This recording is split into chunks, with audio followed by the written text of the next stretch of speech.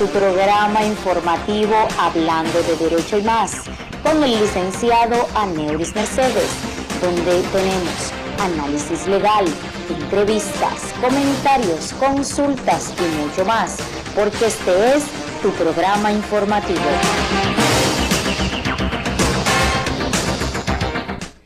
Saludos amigos, bienvenidos una vez más a este su programa que es Hablando de Derecho y Más. Yo soy Aneuris Mercedes y hoy le tenemos muchas informaciones, voy a abordar varios temas importantes. Así es que no se muevan de las pantallas de sus televisores porque ya regresamos.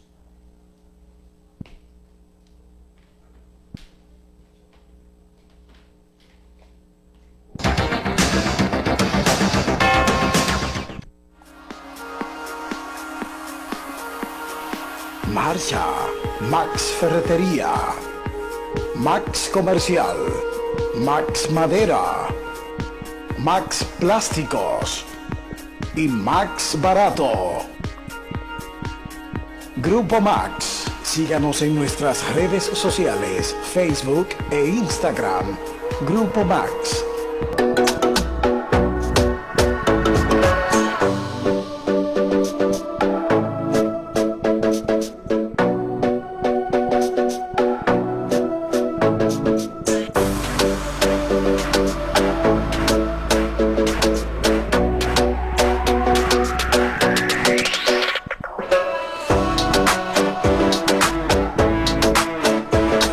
Porque este es tu programa informativo.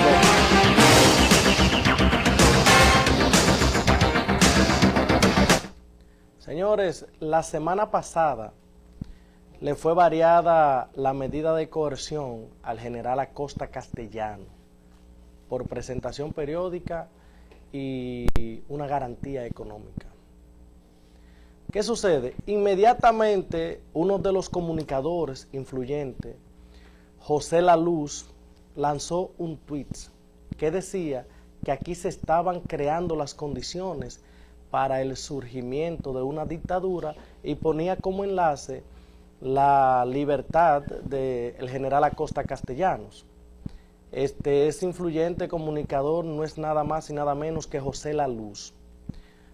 José La Luz es un comunicador que me ha merecido respetos, porque a través de su esfuerzo ha logrado llegar al Congreso Nacional.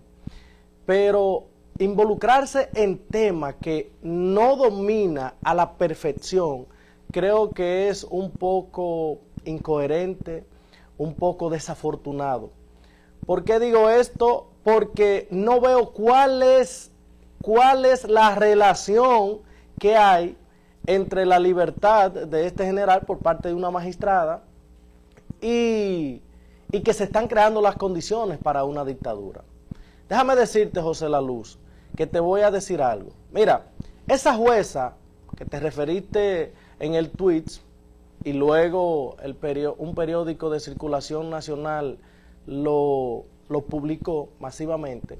Mira, esa jueza que otorgó la libertad, la magistrada Yanivet Riva, es una jueza de carrera, una jueza que hasta lo que tengo entendido se preocupa por la capacitación de los abogados en diferentes áreas del quehacer jurídico en materia penal, imparte cursos, imparte charlas para que los abogados puedan tener una argumentación jurídica adecuada. A eso se ha dedicado, a transmitir su conocimiento. No he escuchado un escándalo de ella por corrupción. Es una jueza hasta ahora impecable. Y te voy a decir qué pasó ahí. Ahí, en esa libertad del general Acosta Castellano, pasó lo siguiente. Voy a analizarlo jurídicamente, como quizás lo analizó la jueza. Mira, el Código Procesal Penal establece muy claro en su artículo 227 cuáles son las condiciones para imponer una medida de coerción. El 229 establece los arraigos y la gravedad de los hechos. ¿Qué sucede? Cuando tenemos unos hechos, pero los arraigos son débiles, no califica una imposición de medida de coerción diferente a la prisión preventiva. Ahora bien, cuando los arraigos son fuertes y los hechos son débiles, sí califica la variación de una medida de coerción o la imposición de una menos gravosa. ¿Por qué? Desde el primer día que Acosta Castellano fue intervenido judicialmente, conjuntamente con el coronel Piña, que ninguno de los dos deberían estar presos. Aquí hay varias personas que la voy a mencionar, incluyendo ministerios públicos que no deberían estar presos, que están presos por el populismo penal. La jovencita, producto de esa situación judicial, en todo momento negó que tuviera relaciones con el general Acosta Castellano, pese a lo que se viralizó en las redes sociales. Los jueces tienen que enmarcarse a la legalidad de la prueba y lo que le someten legalmente. Óyeme esto, José La Luz. ¿Qué sucede? Que por el populismo penal, la euforia del momento, le dieron prisión preventiva a ese coronel Piña y el general Acosta Castellano. Ahora bien, ¿dónde está la gravedad de los hechos? La víctima, a través de su representante legal o directamente, o un menor de edad, a través de su padre o un tutor legal, pueden interponer una denuncia. Ahora bien, si esa denuncia ellos no la ponen, más bien el Ministerio Público, como es un caso de acción pública, empieza la investigación. Pero si esta persona, esta supuesta víctima, es intervenida y niega los hechos, ahí tenemos una ambigüedad. ¿Por qué? Porque no podemos tener una persona sujeta a un proceso penal menos preventivamente, porque la prisión preventiva es la excepción de la libertad, es la excepción, la prisión preventiva es la excepción y las demás medidas de coerción están ahí para imponerla ante la gravedad de un hecho o simplemente porque hay presunción de fuga, de que una persona no se va a someter al proceso penal. Pero ¿qué sucede? El general Acosta Castellano no tiene bajo ninguna circunstancia peligro de fuga. ¿Por qué? Es un general activo de la Policía Nacional, tiene arraigo familiares, laborales, arraigo por demás, no se va a sustraer y tiene una víctima diciendo que no en ningún momento. ¿Cómo la ve? Entonces, José La Luz, usted se ha despachado diciendo que se estaban creando las condiciones para el surgimiento de una dictadura. No, hermano, no. Le digo algo. ¿Usted sabe qué es lo que ha pasado? Mire, Hans Kelsen, en la teoría pura del derecho, ha establecido que los estados deben sujetarse, le voy a explicar un poquito, deben sujetarse a la norma suprema, inclusive a las leyes. ¿Para qué? Para que haya un estado de derecho y pueda haber una asequibilidad de la justicia por parte de todos los ciudadanos y que el poder no avasalle. Pero ¿qué ha sucedido? Con la constitucionalización de los procesos penales, ha habido en muchas leyes pequeños escollos jurídicos que permiten que un abogado esboce aquellos preceptos constitucionales porque están por encima y los jueces están en la obligación de acatar eso. Pero ¿qué sucede? Que eso se ha politizado. Surgió una figura nueva que le llaman populismo penal. ¿Por qué surge el populismo penal? Inmediatamente después de la creación del Código Procesal Penal, que trae consigo una serie de garantías y prerrogativas para favorecer más al imputado sometido a un proceso penal. No favorecerlo en una dimensión supra, sino favorecerlo en el debido proceso y la legalidad de las pruebas. Ese es el marco de ese Código Procesal Penal. Pero ¿qué sucede? Varios comunicadores, cuando los jueces, un ministerio público le llevaba un proceso de una persona que se suponía estaba sindicado por un proceso, los jueces muchas veces lo ponían en libertad. ¿Por qué? Porque las pruebas sometidas por el Ministerio Público o no eran suficientes o no vinculaban en su totalidad, ni había una individualización de ese imputado. Y por ende los jueces se acogían a la norma, a las reglas, al Código Procesal Penal y a la Constitución para afuera esa persona. Empezaron los comunicadores, muchos de ellos influyentes, a decir, ese código es para los delincuentes, ese código es para delincuentes. Inclusive, el señor Álvaro Arbelo Hijo decía el código procesal penal. ¿Qué trajo consigo eso? Que empezó la prensa masiva a echarle la culpa a los jueces y al Ministerio Público de la puesta en libertad de personas que de boca en boca se corría que eran delincuentes y que eran responsables de los hechos, pero más no había prueba. Y ahí surge lo siguiente, que el sistema judicial en su conjunto, llámese el sistema judicial y el Ministerio Público, para no verse involucrado en comentarios dañinos para la imagen de las instituciones, ¿qué empezaron a hacer? A desconocer la norma, Ministerio Público, a solicitar prisión preventiva desmeritada, jueces a imponer la prisión preventiva para evitar un escándalo porque la opinión pública se hizo eco de tal o cual hecho. Ahí empezó ese problema que hoy en día nos ha afectado a todos.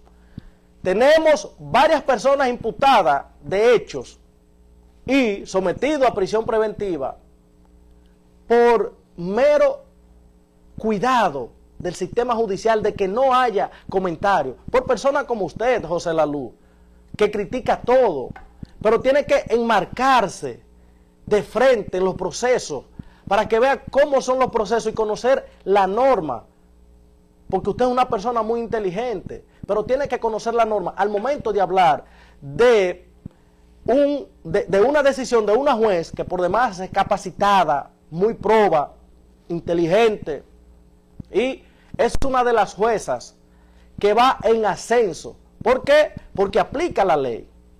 Aplica la ley. ¿Y por qué aplica la ley? Porque fue educada bajo un sistema que lo creó Klaus Rosin. Klaus Rosin fue el creador de la imputación objetiva. ¿Qué establece la imputación objetiva? Diferente al finalismo y diferente a la escuela del causalismo. ¿Usted sabe lo que dice, José Lalú? La imputación objetiva. Que una persona sometida a un proceso debe garantizársele la legalidad de dicho proceso y que la individualización de ese imputado está enmarcada también en la norma. ¿Para qué? Para que cada quien pague por su propio hecho. Porque si hay multiplicidad de personas en un hecho, se supone que no todos participaron. Puede haber complicidad. Y hay que ver hasta qué punto puede haber esa complicidad. Pero eso significa que con la imputación objetiva, quien dio el primer palo, ese es el que va a caer preso. ¿Se acuerdan del doctor que le dio, se veía en un video agarrando a una persona en Villamella que decían que era delincuente? ¿Ustedes saben por qué fue sometido? Fue por eso. Porque él era el que se veía agarrándolo.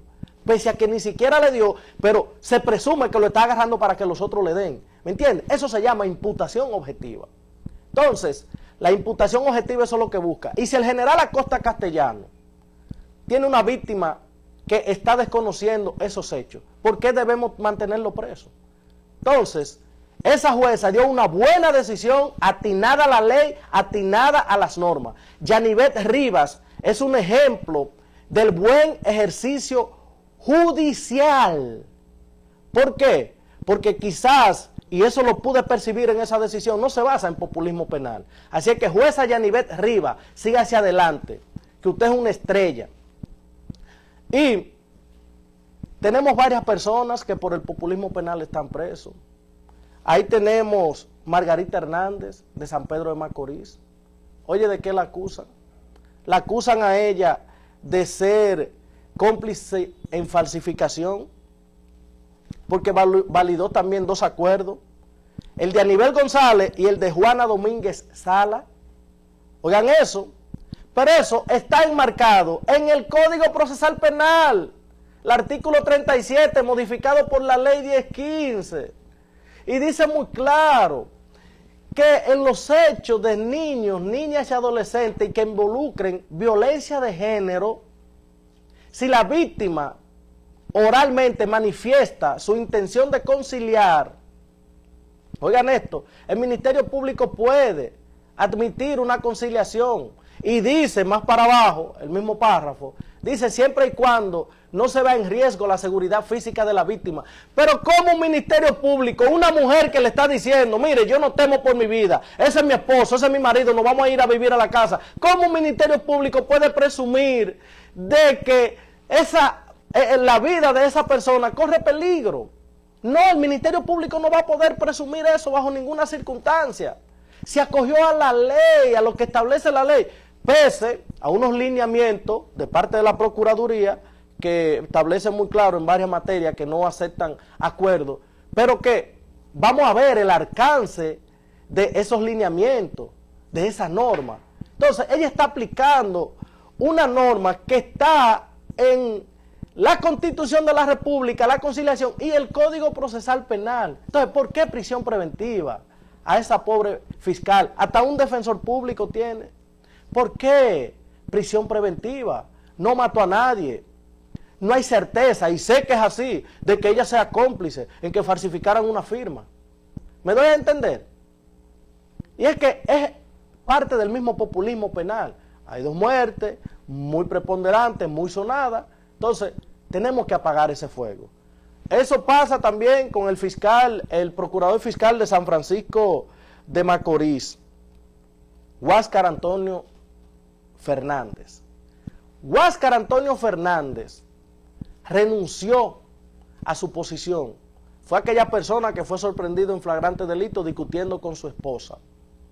Pero él dice que sí, que hubo una discusión, pero que la discusión no pasó a mayores.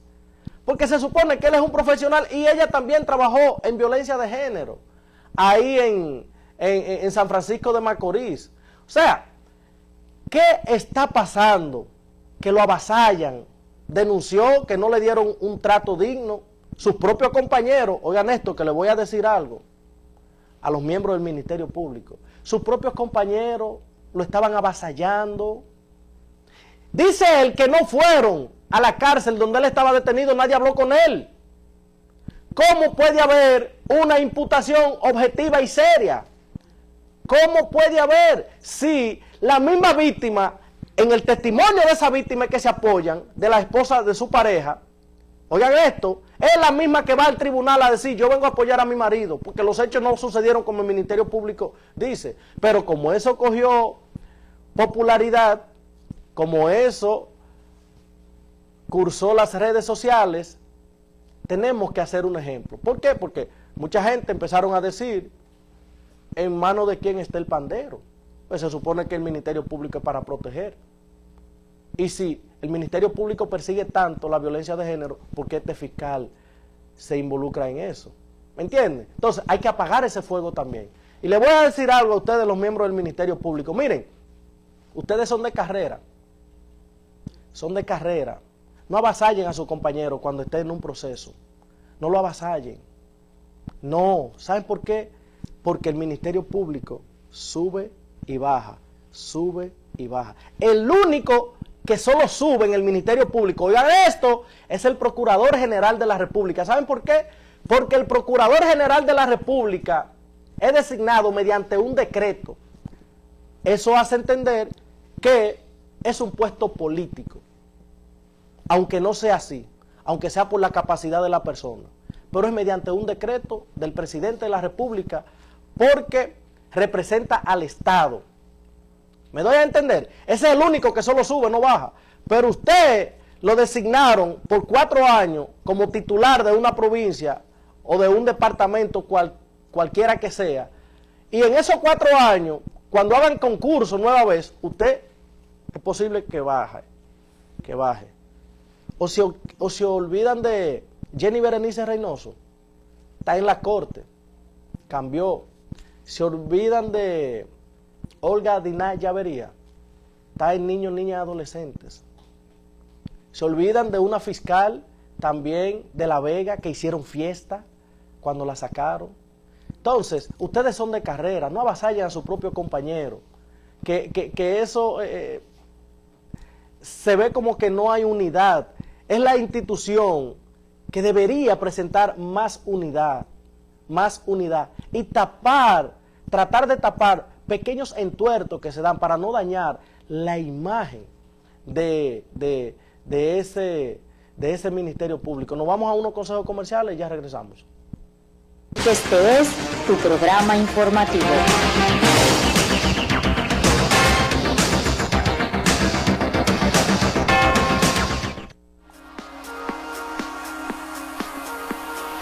Marcha, Max Ferretería, Max Comercial, Max Madera, Max Plásticos y Max Barato. Grupo Max. Síganos en nuestras redes sociales, Facebook e Instagram. Grupo Max.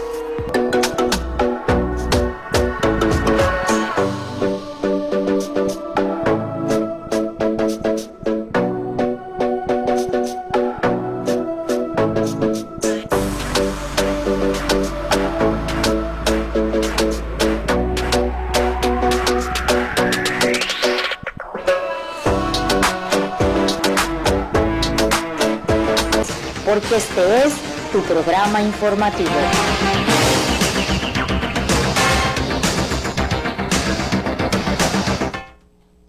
Miren, ya regresamos.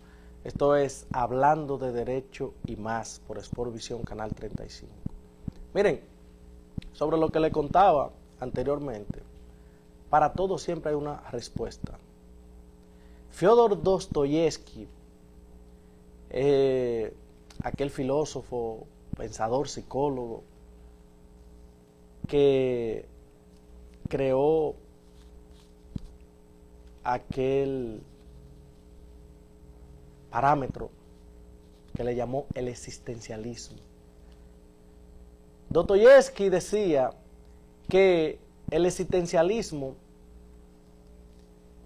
no es más que la creación de aquellas prerrogativas humanas que él estableció al analizar el comportamiento del ser humano. Decía que el ser humano, a través del existencialismo, por el hecho de existir, tiene dudas, tiene frustraciones, está sometido a vejámenes y está sometido a maltratos puramente sociales por el hecho de ser parte de la sociedad, y que el hombre debía manejar ese comportamiento. Pero por otro lado tenemos a Lipovetsky. Lipovetsky es otro filósofo austriaco. Lipovetsky creó algo que le llaman, o lo nombró, la era del vacío. Y Lipovetsky recorre las condiciones humanas y las intríngulis más oscuras del ser humano. Y decía que pronto se iba a llegar a la época en donde nadie iba a estar para nadie. Una persona podía ver a otro enfermo, no le iba a doler. El hombre iba a vivir para sí, iba a tener un ego existencial, un ego propio, y que el hombre, a través de la propia creación de materiales, iba a provocar ese pequeño desorden, tanto emocionalmente como para afuera. Y decía que hoy en día es más fácil una persona brindarle cariño a un perro o a un gato que a otro ser humano. ¿Por qué Lipovetsky decía eso en los años 80? Oigan esto, la forma de pensar en los años 80. Y hoy en día lo estamos viendo. Las personas se sientan frente a frente en un restaurante y cada uno está con un celular. Quizás esa noche se hablen 2 veces, porque no están disfrutando de la compañía, no están disfrutando del contacto físico, de la palabra, de la persona que está al lado. Las familias se han estado destruyendo. Hay poca sensibilidad por parte de la familia. Hay individualismo también, porque muchas veces en una familia cada uno piensa diferente. y dicen, no, esto es para mí. Los esposos entran en un estado de materialismo. ¿Por qué?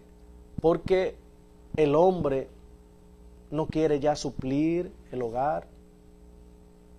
La mujer no quiere tampoco, muchas veces, ni que el hombre se dé cuenta que quizás tienen dinero, o cuánto ganan, etc. Y eso lo planteaba Lipovetsky en ese libro, La Era del Vacío. Condiciones que hoy se están dando, y se basaba mucho en la ética, de que iba a haber falta de prudencia, falta de ética, y se ve en todos los sentidos, se ve en el aparato estatal, se ve en la política, se ve en las instituciones, porque llegó el momento en donde ya nadie le duele a nadie, nadie se preocupa por lo que el otro le pase. Y es más fácil hoy en día ver que están maltratando a alguien, es más fácil grabarlo. Se perdió el sentimiento, se perdió esa compasión que había, se perdió ese deseo de ayudar.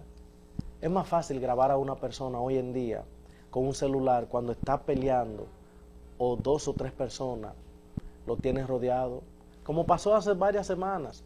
Una jovencita, 2 jovencitas agarraron una joven y la apuñalaron, y lo que estaban era grabando.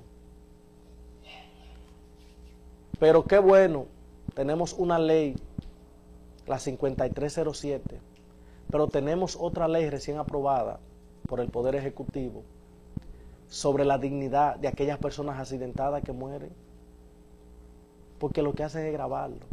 Se ha perdido la capacidad de estudio consciente. Ya las personas no están valorando ni siquiera el esfuerzo de los demás. Y ese libro de La Era del Vacío, recomiendo a que lo lean, para que se den cuenta que ya en los años 80 una persona ya había pensado lo que iba a suceder. Las redes sociales, oigan, los años 80 donde no estaba avanzado, se estaba quizás comenzando. Decía que la comunicación iba a llegar a un punto tal que el hombre se iba a hacer daño, y lo estamos viendo. Lo estamos viendo hoy en día. ¿Por qué? Porque conversaciones inapropiadas, fotos inapropiadas, la pareja suya tiene acceso a eso, y eso va mellando poco a poco, quizá un sentimiento bonito, un sentimiento hermoso. ¿Por qué? Porque ya no hay prudencia en lo que hacemos. ¿O qué ustedes creen que ha creado más problemas? El aumento de las redes sociales, que todo el mundo tiene un celular, y todo aquel que tiene un celular tiene redes sociales. O los accidentes. Dirían, bueno, Aneuri está loco porque se supone que los accidentes. No se sabe, porque recuerden que hay accidentes por chatear, por ir chequeando las redes sociales. Hay más accidentes por chequear las redes sociales que por una gente beber alcohol. ¿Me doy a entender? Y está destruyendo la familia. Las redes sociales tienen su importancia. La comunicación masiva tiene su importancia. Es buena, pero en las manos correctas. En las manos que le vayan a hacer un buen uso. Ya es fácil para comunicarse en Inglaterra, en Europa, porque llegan los mensajes instantáneos. ¿Me doy a entender?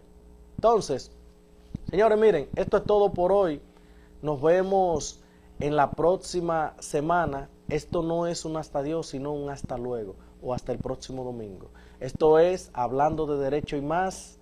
Yo soy Aneuris Mercedes. Véannos todos los domingos por aquí, por Sportvisión, Canal 35. Programa informativo Hablando de Derecho y Más, con el licenciado Aneuris Mercedes, donde tenemos análisis legal, entrevistas, comentarios, consultas y mucho más, porque este es tu programa informativo.